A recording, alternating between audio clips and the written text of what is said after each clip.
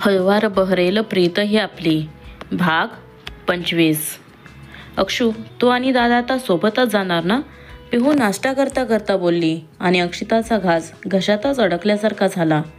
नाही, मी त्यांच्यासोबत कशी काय जाऊ शकते? मी बसने किंवा ऑटोने जाईन ना.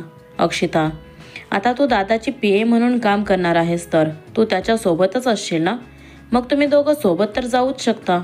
पिहू, ती माझी पीए आहे म्हणून काम करणार आहे, पण ते सगळं ऑफिसमध्ये, इथे नाही. आणि हिने कसं यायचं आणि कसं नाही हा सर्वस्वी तिचा निर्णय असेल. मी कोणालाही जबरदस्ती करत नाहीये, वीर बोलला आणि अक्षिता त्याच्याकडे डोळे मोठे करून पाहू लागली. ऑफिसच्या गोष्टी ऑफिसपर्यंत राहिलेल्या बऱ्या असतात. अक्षिता, ओके. पिहू चेहऱ्यावर कसनूस हसू आणत बोलली. मी निघतो, मला ऑफिसमध्ये कामं आहेत आणि मला आत्ता गेल्या गेल्या एक मीटिंगसुद्धा आहे. सो मला त्या मीटिंगला हजर राहायचं आहे आणि मला वाटतं की तू सुद्धा त्या मीटिंगला असशीलच. वीर अक्षिताकडे तिरकस नजर टाकत बोलला. त्याच्या बोलण्यावर अक्षिता काहीच बोलली नाही.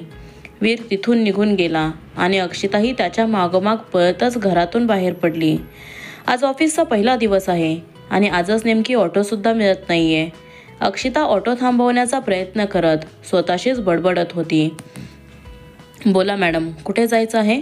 एक ऑटोवाला ऑटो थांबवत बोलला. कल्याणीनगर, असं म्हणतच अक्षिता ऑटोत बसली.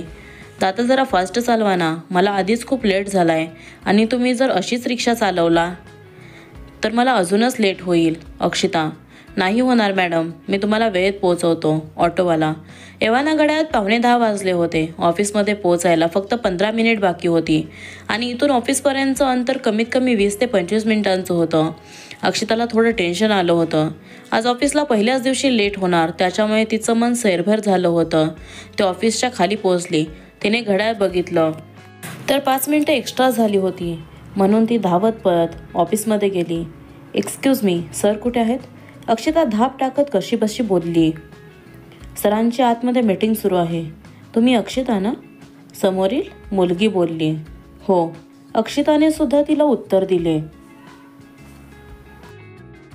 सरांनी ही फाईल घेऊन तुम्हाला मीटिंग रूममध्ये बोलावलं आहे, ती मुलगी अक्षिताच्या हातात फाईल देत बोलली. अक्षिताने लगेच ती फाईल घेतली आणि मीटिंग रूमजवळ आली. तिने एक दीर्घ श्वास घेतला आणि रूमचा डोअर ओपन केला. मीटिंग आधी सुरू झाली होती. सगळ्यांचं लक्ष समोर होतं, पण वीर मात्र डोअरकडे बघत होता.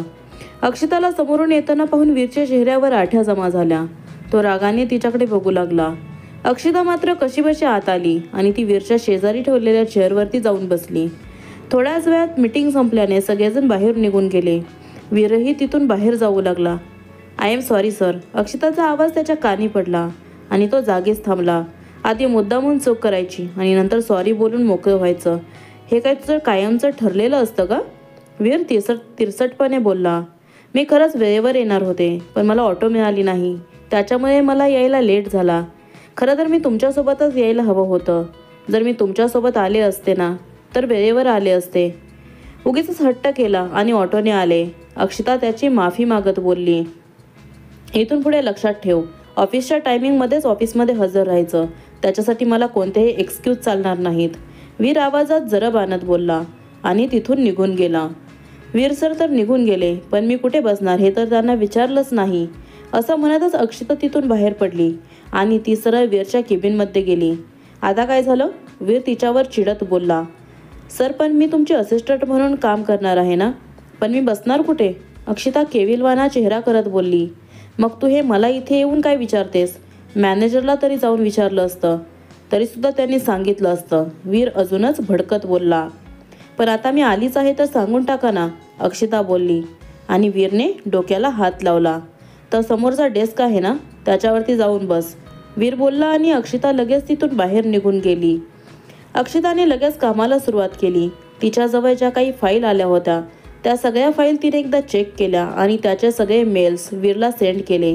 वीरचं राहून राहून लक्ष तिच्याकडे जात होतं, तर ती मात्र कामात गुंग होती. तिला आजूबाजूला काहीच भान नसल्यासारखं होतं.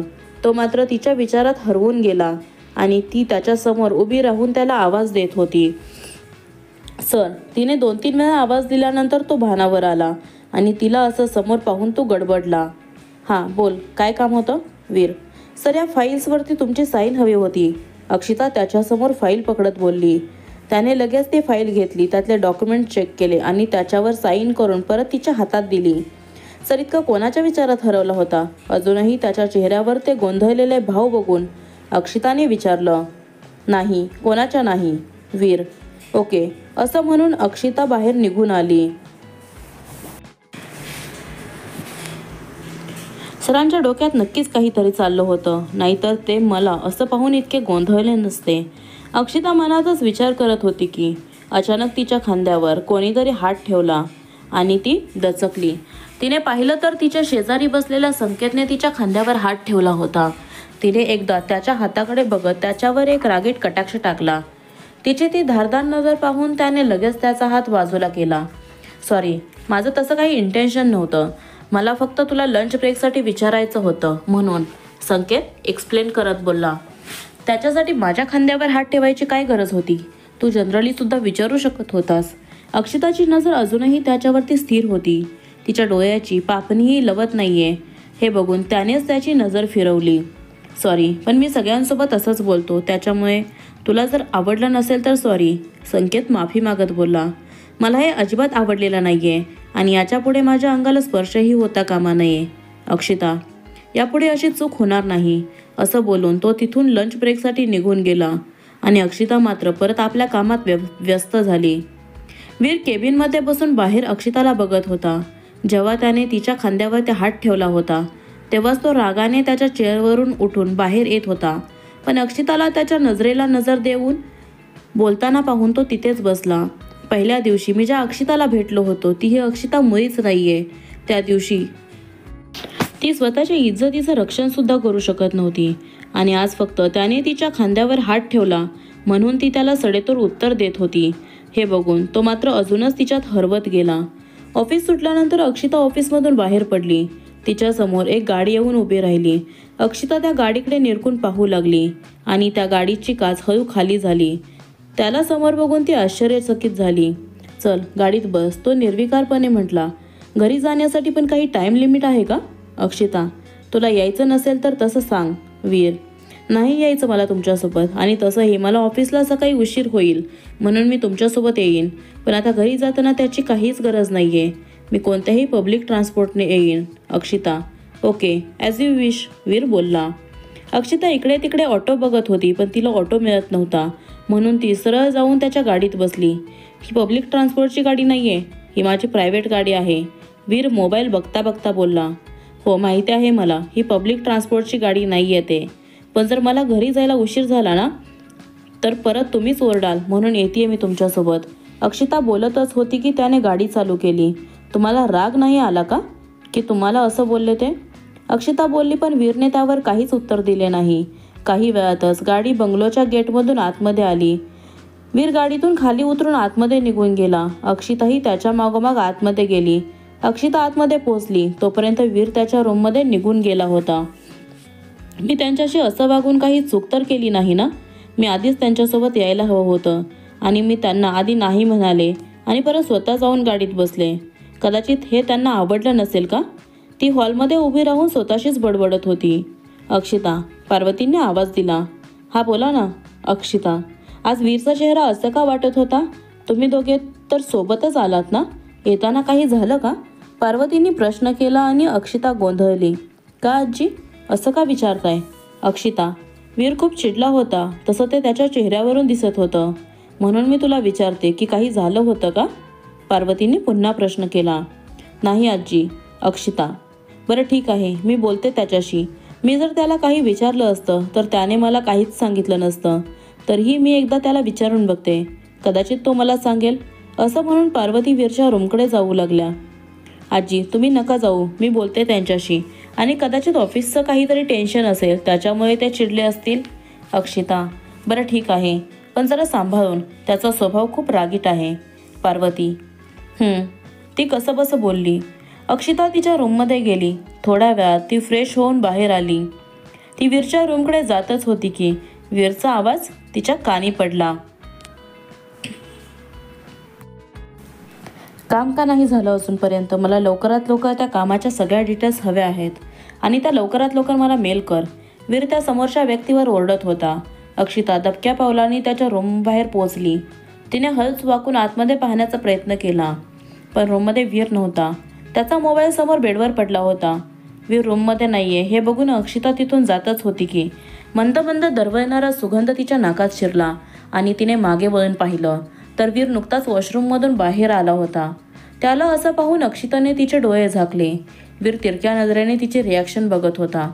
ऑफिसमध्ये काम करून कंटाळा आला नाही का, की आता माझ्याकडे पुन्हा काही काम आहे का हे विचारायला आलीस? वीर: सॉरी सर, पण मला तुमच्याशी बोलायचं होतं म्हणून आले होते. तिने अजूनही तिचे डोळे झाकले होते. बोल, काय बोलायचं होतं? आणि तू तुझे डोळेही उघडू शकतेस, वीर बोलला आणि अक्षिताने हळूच तिचे डोळे उघडले. मला आजी बोलल्या की. अक्षिता: काय बोलली आजी?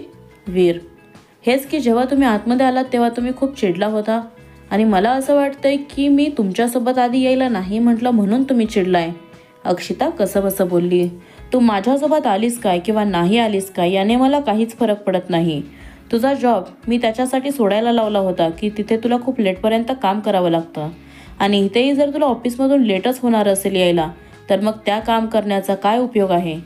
वीर: सॉरी, पण जरी मी आधी तुमच्यासोबत यायला तयार झाले असते आणि मी तुमच्यासोबत आली आहे ही गोष्ट तनिषाला समजली असती तर तिलाही आवडलं नसतं. त्या दिवशी तुम्ही बघितलं की जेव्हा तुम्ही मला घरी घेऊन आलात तेव्हा काय झालं होतं ते, आणि मला हे सगळं पुन्हा पुन्हा नाही होऊ द्यायचं. अक्षिता: पण मला नाही वाटत की तनिषाला आता काहीच प्रॉब्लेम असेल, कारण तिने तुला माझे असिस्टंट म्हणून एक्सेप्ट केलंय.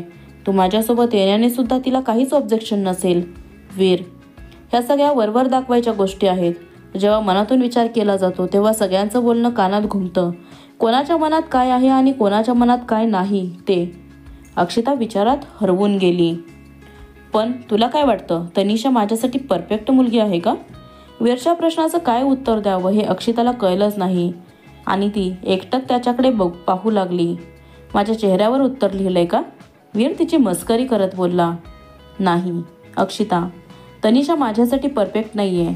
मग माझ्यासाठी कसली मुलगी परफेक्ट असेल? वीर: नाही सर, पण तनिषा खूप चांगली मुलगी आहे आणि ती तुमच्यासाठी परफेक्टसुद्धा आहे. शिवाय त्यांचं प्रेमही आहे तुमच्यावर. अक्षिता स्वतःची बाजू सावरत बोलली. पण मला ना अशा मुली अजिबात आवडत नाहीत की ज्या घरच्यांचा अपमान करतात. वीर: म्हणजे? अक्षिता न समजून बोलली. म्हणजे ज्या मोठ्यांचा आदर करत नाहीत, त्यांना समजून घेत नाहीत अशा. वीर: मग तुम्हाला कशी मुलगी हवी होती? अक्षिता: जी मोठ्यांचा आदर करेल, सन्मान करेल, त्यांना समजून घेईल, स्वतःच्या हिमतीवर काहीतरी करून दाखवेल, स्वतःसाठी लढेल, तिच्यात ती जिद्द असेल. वीर: तनिषासुद्धा तशीच आहे. त्या जिद्दी तर आहेत, शिवाय स्वतः लढूही शकतात. म्हणून तर त्यांनी तुमच्यावर केलेल्या 4 वर्ष प्रेमाची लढाई जिंकल्या आणि तुम्ही त्यांना लग्नासाठी होकारसुद्धा दिला. अक्षिता: आणि जर मी तिच्यासोबत लग्न नाही केलं तर? वीर: म्हणजे तुम्ही तनिषाशी लग्न करणार नाही आहात का? अक्षिता गोंधळून म्हणाली. अजून तर आमच्या लग्नाची डेट फिक्स झालेली नाही आहे. वीर: ती सुद्धा लवकरच होणार आहे आणि मला वाटतं तुम्ही तनिषाशी लग्न करावं. तुमच्यावर एवढं प्रेम करणारी मुलगी तुम्हाला शोधून सुद्धा मिळणार नाही. अक्षिता बोलली आणि वीर विंडोच्या जवळ जाऊन उभा राहिला. त्याला असं शांत उभं राहिलेलं पाहून अक्षिता काहीही न बोलता रूममधून बाहेर निघून गेली.